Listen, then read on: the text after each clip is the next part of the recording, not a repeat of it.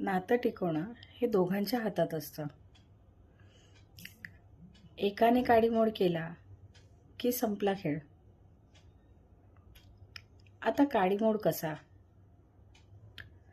दोघांपैकी एक जर सर्वस्व देत असेल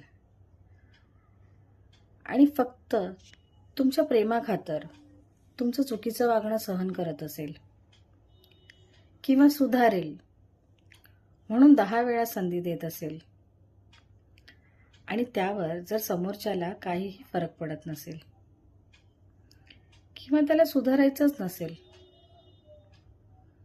तर तेव्हा होतो काडीमोड. कारण प्रत्येकाच्या सहनशक्तीला एक मर्यादा असते. देवाने दोघांना सारखं आयुष्य दिलंय.